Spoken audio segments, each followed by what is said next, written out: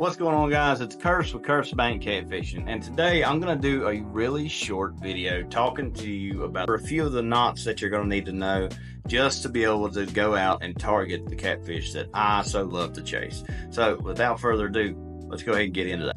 So before we jump into the rigs and everything, first things first, you have got to know how to tie at least these two knots. So right here you have a Santee Cooper rig. We're going to go over this here in a little bit, but all this is, you're going to need to know how to tie a no-knot snail, or snail knot, that's what a lot of people call it. And you're going to need to know how to tie a Palmer knot. Now, normally I would just do this with this, but this is going to be kind of hard to see. So instead of just showing you with this, let me show you the cool way that I can show you how to do this. So the very first thing we're going to look at how to tie is your no-knot snail. So the first thing you're going to need is, obviously, you're going to need a hook. So this is an 8/0 Minotaur hooks executioner, hands down my favorite hook of all time when it comes to bigger fish, and it's really a universal fit in my opinion. But so you're going to get your hook, you're going to get some leader line. Now in this case I'm actually using my main line, which is 40-pound Structure Cat by Mad Cats. I absolutely love this stuff, and you're going to see why here in a second. It's not just the fact that it is strong, but it glows really good. So when you go to tie this, you're going to take your hook and your leader line, and all you're going to do is actually thread that through the front, bring it down the side a little bit here, take and start wrapping. Now you can do as many wraps as you want. I normally do 8.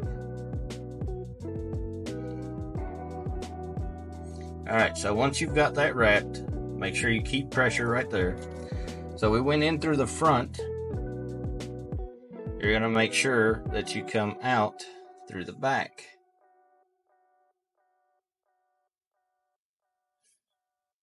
And then that's your no-knot snail. It's that easy, guys. Now, important to note, whenever you're doing this, you always want to wet your knot. But just so we can make sure that we see how we do that again, I'm going to push this back through. And that's why it's called a no-knot snail, because there's really no knot in it. So let me see if we can get a close-up version of this. So you got your leader line, and you have your hook. You're going to go in through the front, grab your tag end, and start wrapping.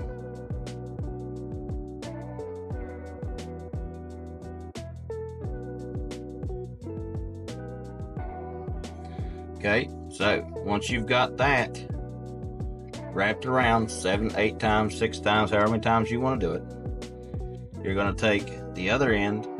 Remember, you went in through the front, so you went in this way. You're going to come out the back. Then you pull that tight, and you got a no-knot snail.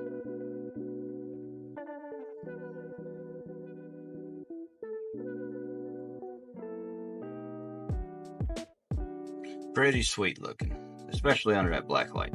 So that's the first knot that you need to know how to tie, is your no-knot snail.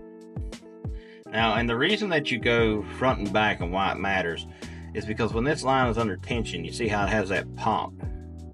You wrap here, that pop. When that fish hooks itself, because these are circle hooks, it'll pull right to the corner of its mouth. The direction is crucial for a hook set. Now be aware, if you're messing with this ultraviolet line, you are going to end up with this stuff on your hands. So if you fish under a black light and then you rub your face after you've tied a bunch of these, your face is going to glow. Now let's look at the Palmer knot.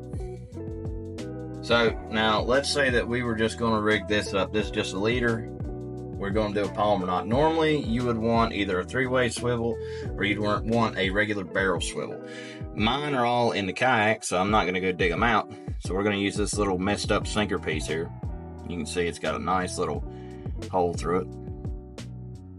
Make a loop, push that loop through. Now you see I've got plenty of excess here, and that's because you're going to want more than less if you're doing this for the first time. Loop it, just an overhand knot with the loop, pull it tight, then take and pull both ends back through that loop. Watch your hook, because it will hurt if you get snagged. Pull both ends through that loop, and then you pull down. and then you fail. I'm just playing. All right, so now let's be serious. All right, so you're gonna push this loop through, just like I said before.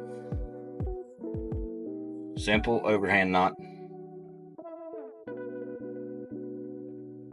Done with that. Tag in through. Tighten that down, cinch that down. Tight. And you're done. Now, some guys, after they do this, they'll do an overhand knot in it or what have you. Some guys will pull both leads through. Some guys will pull this lead through. Doesn't matter, but that is one of the strongest knots that you're ever going to deal with right there. That is your polymer knot.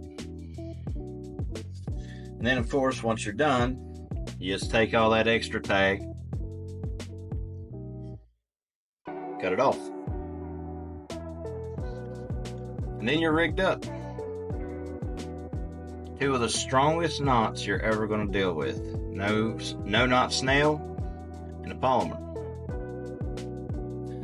Okay, so now that we got the knots out of the way, we can actually start to talk about rigs. So, whenever you're dragging the bottom, or if you're just fishing from a bank and you're fishing the bottom, there are two rigs. So when we start talking about rigs, there are really two big ones that stick out in my mind. First of all, you've got the Santee Cooper rig. So all that is, this is your leader line, and this attaches to your main line, so your barrel swivel or your three-way swivel, depending on if you're dragging or if you're just fishing from the bank. And then you've got what we tied earlier, which is just your leader line that would go to your barrel swivel, and then your sinker slide that would go up and down. Some people call it a high-low rig or a fish finder rig. It's just the standard around here. But those are your two types. Now, the difference is with this will actually just drag along the bottom, right? There's nothing floating it up. There's nothing moving it. It's just going to drag the bottom or sit on the bottom if you're fishing from the bank. Santee Cooper rig, this float's job is to actually hold your bait up off of the bottom, and therefore should make it easier for the catfish to see it and or eat it. Now, when it comes to the Santee rig, there are a lot of different ways to do this. This is just your standard Santee rig. It's got football float on the end of it. You don't got to use football float. You can use peg floats. You can use Demon Dragon. So this is a Demon Dragon Brute from Battle Cat Rigs. You can see them right there. Curse 15, save 15% if you're into buying these pre-made rigs. Now, if you notice, though, the main difference, other than the fact that this is a lot more colorful, is the rattle. So the rattle is supposed to attract fish. It's supposed to draw them in. Now, in addition to that, you have, this is a Demon Dragon. This is a Demon Dragon Brute. These are beautiful, beautiful, beautiful things. These come pre-tied from Battle Cat Rigs. Now, if you wanted to tie your own, you can do that too, but I use Battle Cat Rigs for pre-tied rigs. In addition to the Demon Dragon rig, the football float rig, Battle Cats also sells another Santee Cooper rig that has this little rattle rocket built into it. That rattle rocket does the same thing, except instead of the Demon Dragon, it's just a peg float with that rattle rocket. And the whole point of that spinning motion is because when this thing is in current, that current will cause it to spin, and it'll constantly make some kind of noise. Or that should draw your fish in. So you got a few different options there. You can go straight Santee Cooper rig with a peg float, football float, whatever. You can go Santee Cooper with a rattle rocket, or whatever you want to call that. I call them rattle rockets. Or you can go with the Demon Dragon rig. Now, like I said, if you're interested in either of these two right here, they've got a much wider selection than these two. But you can find these over at battlecatrigs.com. It's a man named Jared. He's a good buddy of mine. He hand ties all of these. So it's a veteran-owned company. Jared is one of the coolest guys I've ever met, and he produces a quality product. Now, on the other hand, if you find yourself wanting to tie your own, you can get those floats almost anywhere. Typically Amazon, Tackle Bandit, or whoever you want to go to. But the Executioner, right there, my favorite hook. Let me get that into focus. That 8-aught executioner is from MinotaurHooks.com. Curse25 will save you 25% on those. I buy them in the bulk pack because that's the best bang for your buck, in my opinion. You get 100 hooks, and you use my code, you save yourself a little bit of money. Let's talk about something else in addition to those kind of rigs. So we talk about the high-low rig or the fish finder rig. You would have a barrel swivel somewhere between here and here. So your main line would attach to that barrel swivel and your leader line would attach there. On your main line, not your leader line, you'll take one of these sinker slides right here. Take it, push it through, no knot, no nothing, that's the whole point. It'll come down and hit that barrel swivel. And the nice thing about the sinker slides, at least for me at least, it allows you to just change out your weight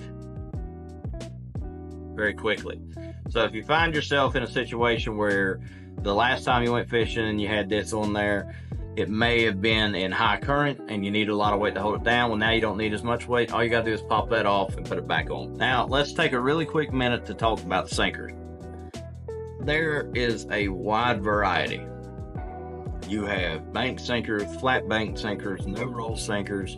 You've got pyramid sinkers. There's another style that I can't remember what it's called, but I call it a shark tooth because that's what it looks like, and it's made for shoreline fishing where you're going to cast into the sand, and it literally looks like a shark's tooth that dives down into the sand and holds it. My most popular ones that I use, coin sinker is my go-to. That's for suspend fishing, bank fishing, it doesn't matter. If I'm not going to use that, then you're going to look at the flat bank sinker. And I pour all of my sinkers. I don't buy them, so I have all of the molds here. And for me, I just enjoy making them. And then when it comes to bumping, there's only one choice. You got a cannonball.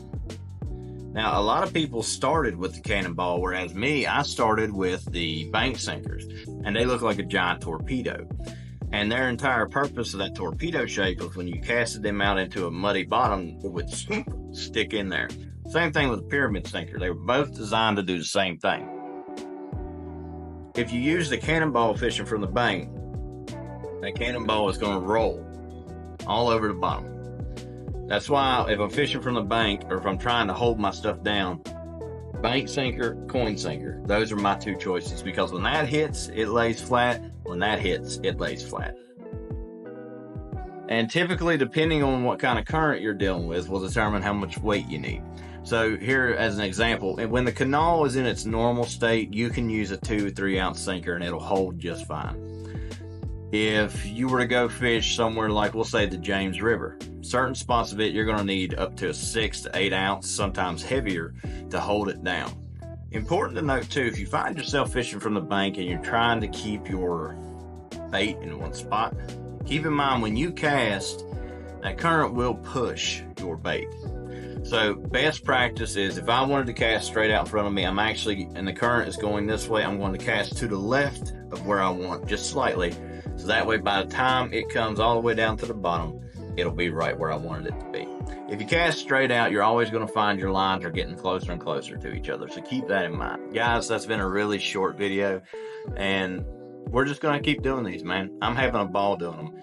It's too cold to fish right now. Mother Nature has been on one, and I'm kind of trapped in the house, so this keeps me from going insane. Guys, appreciate the support as always. Make sure if you haven't already, don't drop your cannonball sinker, but make sure if you haven't already, like, subscribe, and comment, and we'll see you on the next one.